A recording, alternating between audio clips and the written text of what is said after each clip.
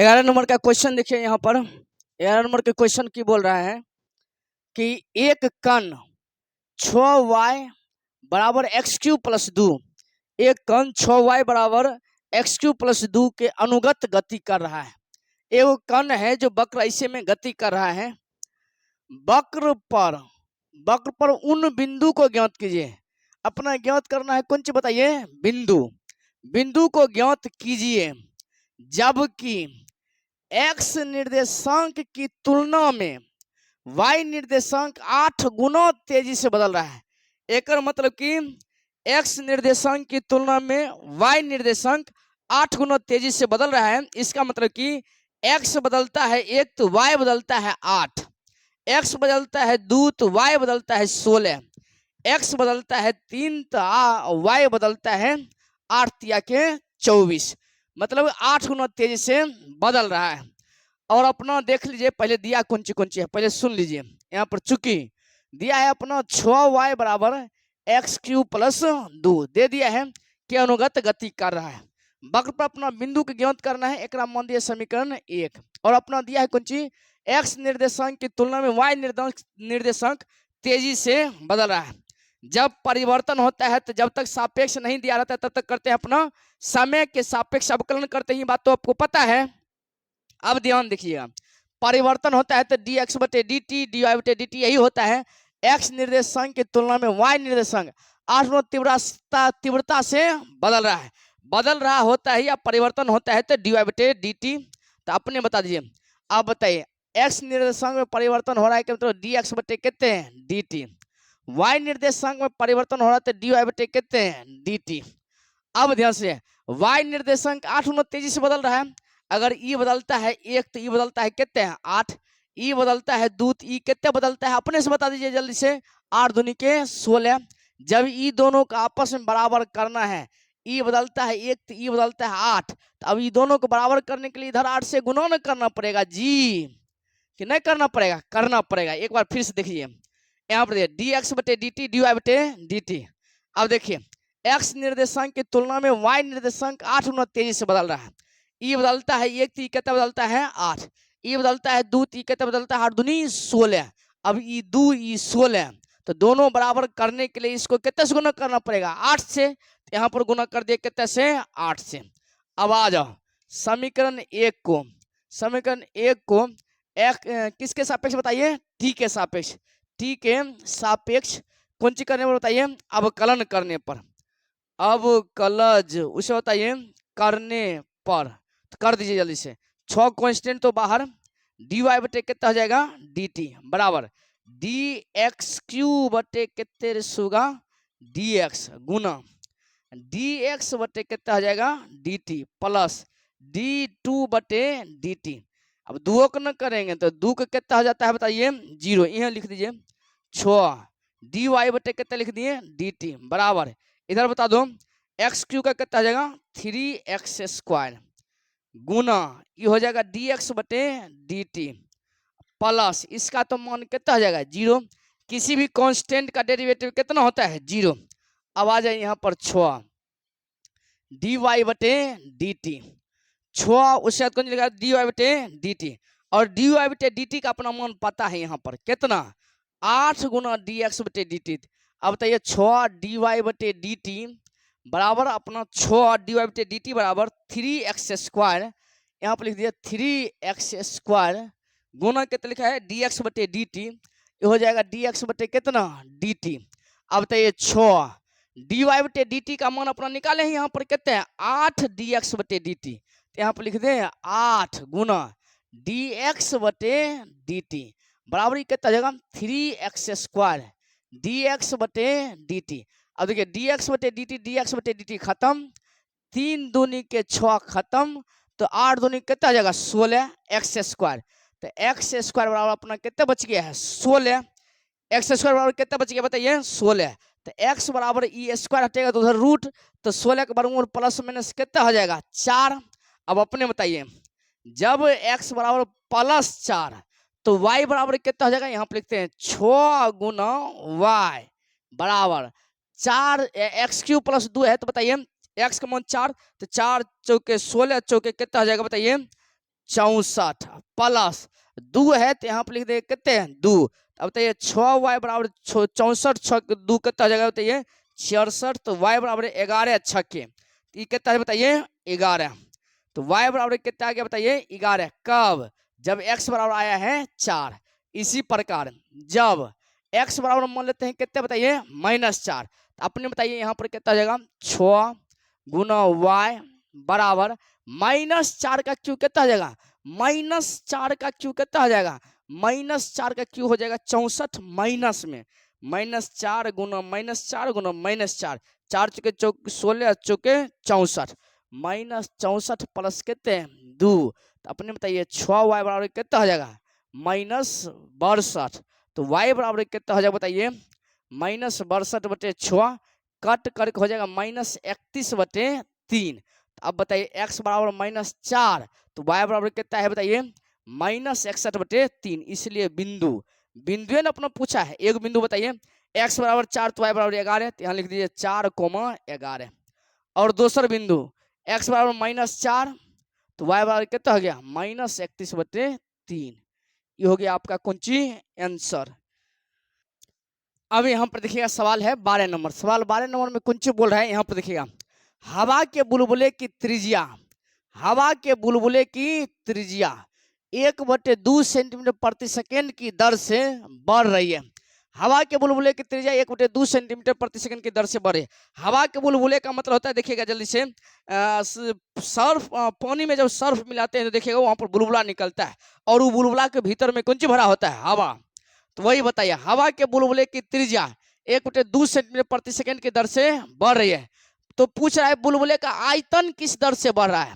बुलबुले का कौन बताइए आयतन किस दर से बढ़ रहा है जबकि त्रिज्या कितने दिया है 1 सेंटीमीटर। ये तो सिंपल सवाल दिया है तो आप मान लीजिए बुलबुला का आयतन बुलबुला का उसे बताइए आयतन बुलबुला बुलबुला हाँ बुलबुला का आयतन बराबर कितने दिया है बताइए भी और त्रिज्या मान लेती है अपना कितने मान लीजिए r।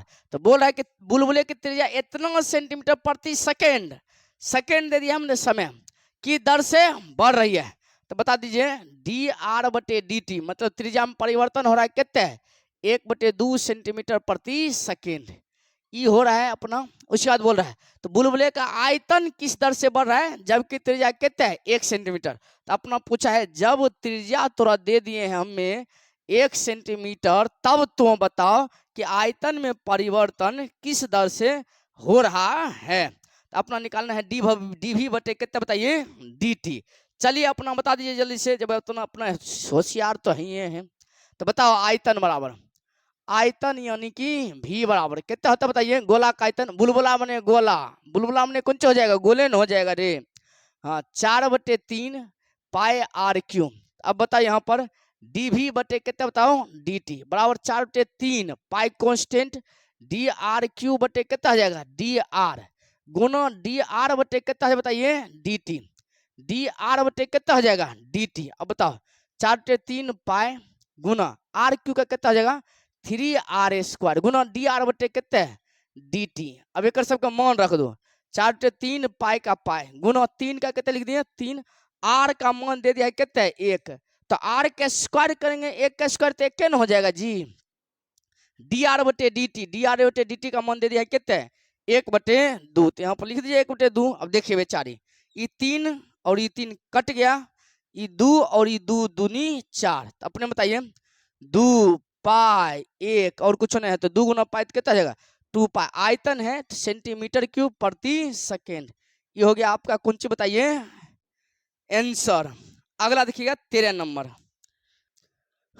यहाँ पर देखिएगा 13 नंबर का सवाल 13 नंबर का सवाल की बोल रहा है यहाँ पर देखिएगा बोल रहा है कि एक गुब्बारा जो सदैव गोलाकार रहता है सदैव गोलाकार रहता है का मतलब कि गोलाकार रहता है हमेशा का त्रिज्या का परिवर्तनशील व्यास का परिवर्तनशील कौन सी दिया बताइए व्यास। एक मतलब व्यास उनका बदल रहा है व्यास कितने दिया है बताइए 3/2 2x + 1 3/2 ब्रैकेट 2x प्लस कितने दिया है 1 है x के सापेक्ष यहाँ पर देख लीजिए किसके सापेक्ष बताइए एक्स के सापेक्ष आयतन के परिवर्तन की दर ज्ञात कीजिए। किसके परिवर्तन की दर ज्ञात करना बताइए? आयतन के परिवर्तन की दर ज्ञात करना है। अब बताइए अपना व्यास दिया है, व्यास दिया है अपना कितने बताइए जल्दी से, परिवर्तनशील व्यास है, व्यास दिया है अपना कितने 3/2, उसके बाद कितने दिया बताइए 2x + 1। तो त्रिज्या कितना हो जाएगा? आपके जैसा होशियार तो कोई नहीं, तो 2 से भाग दे दीजिए तो 3/2, उसके बाद बताइए 2x + 1। 2 से भाग देंगे तो ऐसे हो जाएगा, एक बटा में कुछ तो कितने है 1, 1 चला जाएगा बेचारा ऊपर।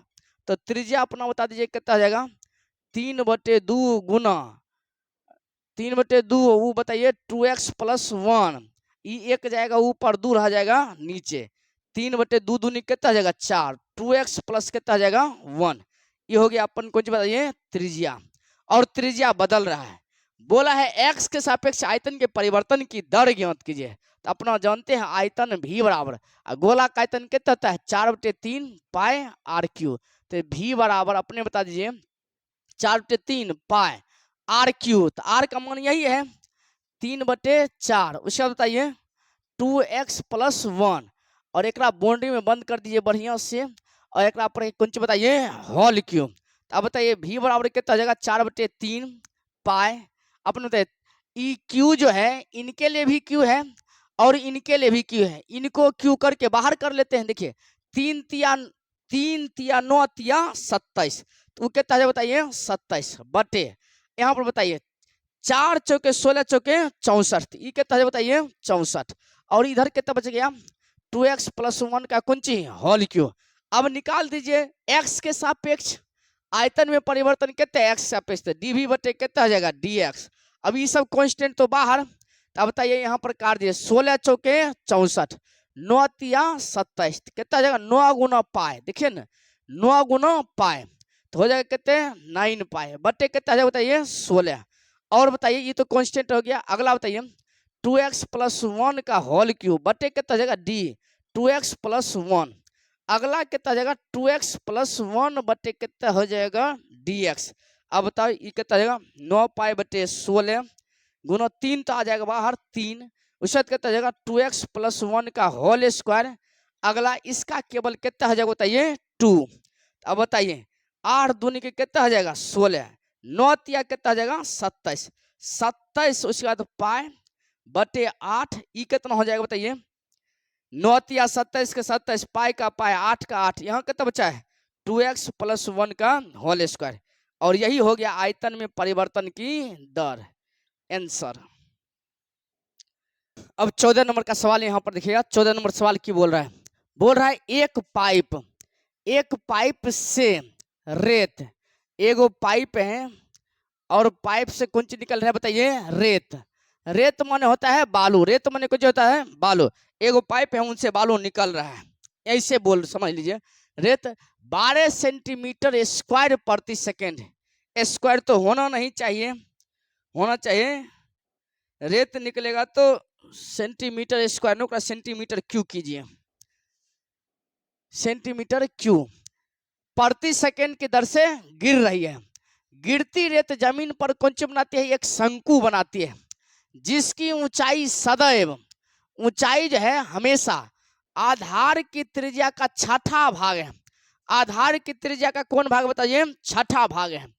रेत से बने शंकु की ऊंचाई किस दर से बढ़ रही है, रेत से बने शंकु की ऊंचाई किस दर से बढ़ रही है, अपना ही निकालना है। अब देखिएगा पहले ये पाइप है, पाइप से निकलेगा बालू, तो बताइए बालू निकलेगा तो ये जमीन है, बालू निकलेगा तो ऐसे करके नहीं निकलेगा जी, बालू ऐसे करके ढेर बनाएगा कि नहीं बनाएगा।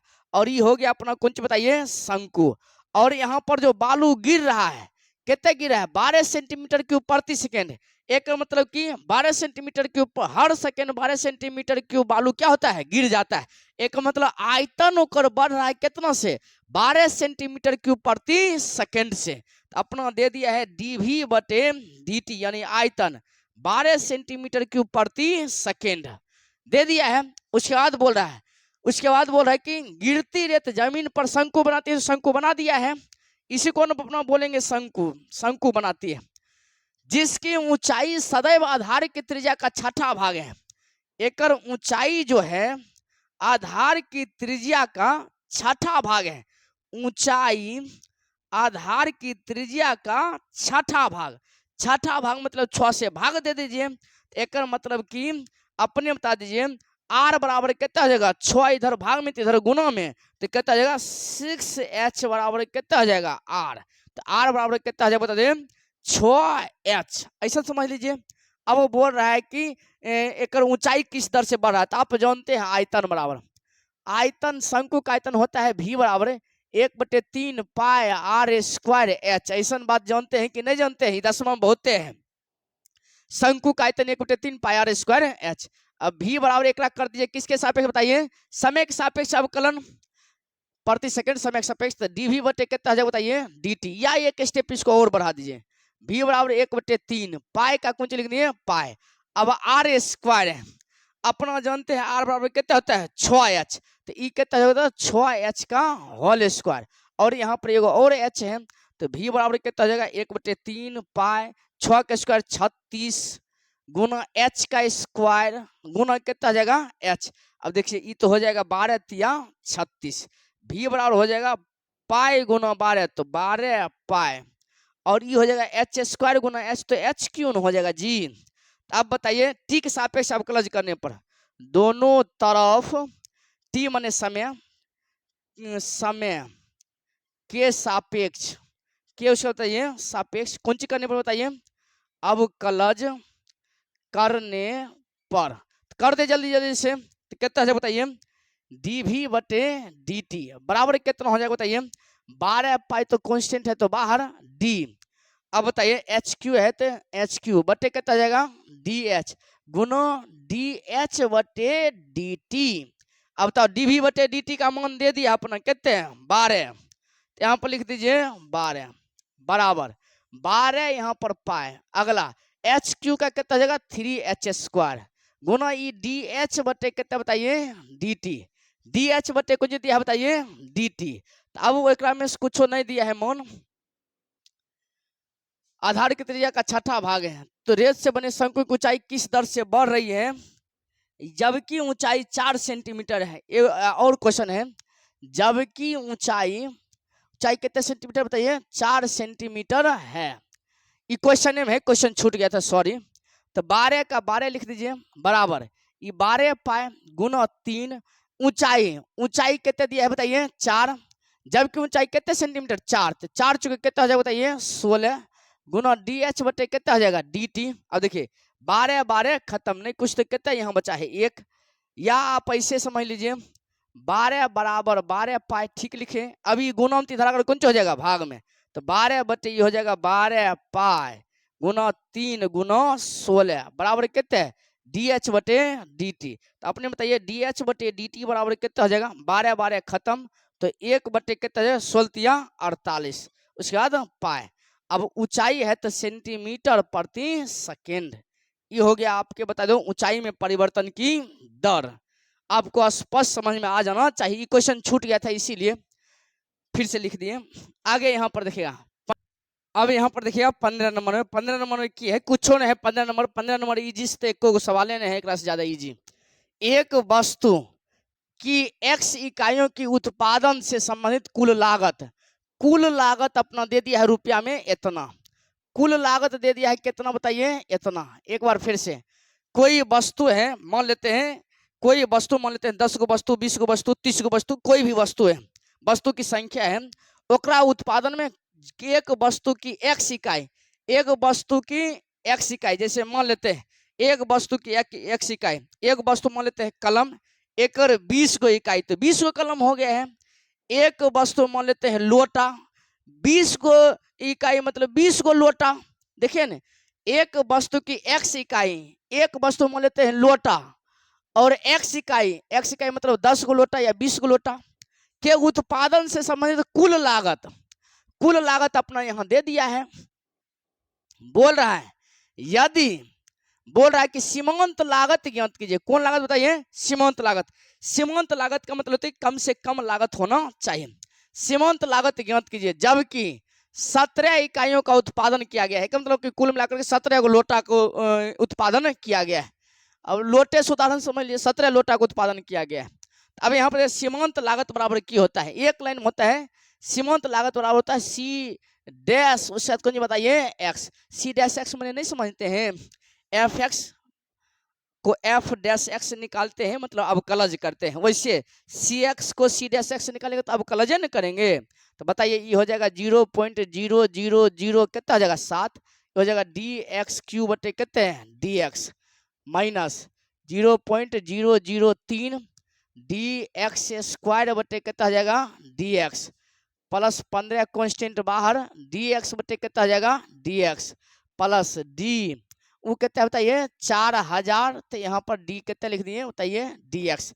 अब आपको पता है 0.0007 एक्स क्यूब कितना हो जाएगा 3x स्क्वायर न हो जाएगा माइनस सी कितना हो जाएगा 0.003 एक्स स्क्वायर का कितना हो जाएगा बताइए 2 गुना एक्स प्लस एक्स खत्म तो कितना हो जाएगा 15 और एक कर कितना हो जाएगा बताइए 0। अब बताइए यहाँ पर लिख दे कितने 0.721 सत्य कितना होता है 21, तो यहाँ पर लिख सकते हैं 0.00 तो कितना हो जाएगा बताइए 2 1 न हो जाएगा सत्य कितना हो जाएगा बताइए 21 पॉइंट एक गुना कर लीजिएगा अपने से, उतने हमें गुना करें तब तो हो गया, तो गुना नहीं करेगा 007 गुना कितना लिख दिए 3। अब x का मान दे दिया अपना कितने इकाई उत्पादन किए हैं 17, अब तो x का मान 17 तो 17 के स्क्वायर कितना हो जाएगा जितना होगा उतना अपना कर लेगा माइनस 0.003 गुना 2 x का मान कितना बताइए 17 प्लस 15। अब इसको तो हल करने के लिए आएगा न रे, इसको हल करने के लिए आ जाएगा 17 के स्क्वायर 289 हमारा आता है, एक हल करके निकालेगा तो जो आएगा वह कुछ हो जाएगा बता दो आंसर। देखो ये आ गया है तो आपको अगला भी आ जाएगा। अगला यहाँ पर देखिएगा 16 नंबर है, कितना नंबर है बताइए 16 नंबर।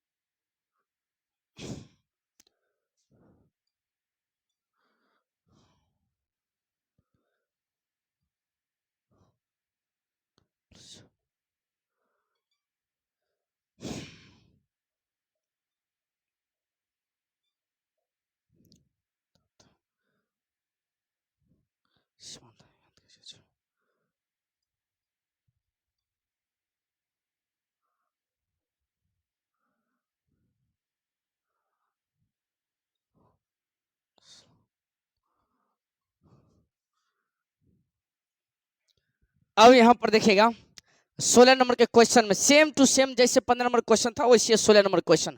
16 नंबर क्वेश्चन बोल रहा है किसी उत्पाद की x इकाई, वही मैंने x इकाई मैंने लोटा वाला समझ लीजिए, विक्रय से प्राप्त कुल आय rx है।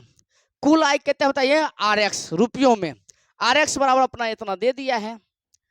बोल रहा है कि सीमांत आय ज्ञात कीजिए, जब x बराबर कितने हैं 7 तो सीमांत आय एक r डैश x कर दीजिए कितना है बताइए 13। एक डायरेक्ट अब लिखते हैं 2x प्लस 26, 2x प्लस कितना हो जाएगा बताइए 26 और दे दिया है जब x बराबर कितने अपना 7 तो यहाँ पर r डैश x माने कौन आय बताइए सीमांत आय, तो बताइए सीमांत तो उससे बताइए आय, सीमांत आय बराबर कितना हो जाएगा रख दीजिए 13 गुना 2 गुना 7 प्लस 26, 7 दूनी 14 गुना 13, 13 गुना 14 प्लस 26 जो आएगा वही होगा सुगा आंसर। देखिए कितना इजी है, आराम से बन जाएगा। अब यहाँ पर देखिएगा 17 नंबर का सवाल है, 1 नंबर टाइप का। 1 नंबर का सवाल जैसे डील किए थे ना वैसे है सवाल। यहाँ देखिएगा बोल रहा है एक वृत्त की त्रिज्या कितने बताइए 6 सेंटीमीटर है, आर के सापेक्ष क्षेत्रफल में परिवर्तन की दर है, और 4 ऑप्शन दे दिए है अपना। अब बताइए अपना दे दिया है त्रिज्या बराबर कितने बताइए 6 सेंटीमीटर। पूछा है क्षेत्रफल में परिवर्तन आर के सापेक्ष, देखिए ना आर के सापेक्ष अपना जानते हैं, तो क्षेत्रफल कितने मान लेते हैं बताइए।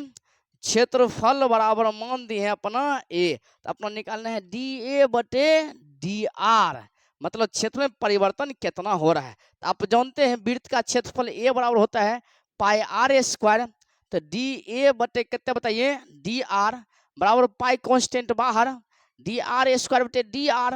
अब बताइए पाई का पाई आर स्क्वायर का कितना आ जाएगा 2 गुना आर, और पाई गुना 2 गुना आर, आर का मान कितना बताइए 6, तो यहाँ पर लगा दीजिए 6, 6 दूनी कितना आ जाएगा 12 पाई, ये 12 पाई हो गया क्षेत्रफल में परिवर्तन की दर। तो लगा दीजिए आंसर बेचारी को 12 पाई, ऑप्शन बी, ऑप्शन कितना जाएगा बी। अब इस लेसन का सॉरी इस चैप्टर का अंतिम सवाल है, देखिएगा 18, अंत भला तो सब भला। अब यहाँ पर देखिएगा 18 नंबर के सवाल डील करते हैं। 18 नंबर बहुत ईजी है, जैसे आप बनाए हैं 16 शायद वैसे है 15। देखिए 18 नंबर देखिए तो 18 नंबर नहीं बनेगा। 18 नंबर इतना सब कुछ सीखने के बाद अब 18 नंबर नहीं बनेगा तो तोरा ऐसा बोतू कोई नहीं। यहाँ देख बोल रहा है कि एक उत्पादन की x इकाई का विक्रय से प्राप्त कुल आय रुपया में इतना दे दिया है, यही दिया है। अगला बोल रहा है कि x बराबर 15 है, तब कौन चीज ज्ञात कीजिए बताइए सीमांत आय। सीमांत आय तो जन्म में करता है r डैश x बराबर बताओ 3 का 3, x स्क्वायर का कितना हो जाएगा 2x प्लस 36, x का 1 प्लस 5 का 0। अब लिख दीजिए जब x बराबर कितना दिया है 15, जब x बराबर 15 तो बताओ जल्दी से 3 गुना 2 गुना कितना आ जाएगा 15 प्लस 36। अब 3 दूनी के 6, 15 6 के 105, ठीक लिखे हैं देखते रहे। 3 दूनी के 6, 15 पचे 75, 15 6 के 90 होता है जी, 90 प्लस 36 बराबर बता दो जोड़ दे तो कितना हो जाएगा रे 126 आंसर। तो 126 ऑप्शन कितना हो गया है डी। ये टोटल चैप्टर इस चैप्टर हमें पढ़ा दिए हैं, या तो बढ़िया से कवर कर लेना है। धीरे धीरे सब वीडियो लगातार आते रहेगा, ठीक ना, और लगातार देखते जाओ। कहीं पर प्रॉब्लम हो तो कमेंट करो, बताओ कहाँ पर प्रॉब्लम आ रहा है, तो इसको सॉल्यूशन करने का थोड़ा सा प्रयास करेंगे, ठीक ना।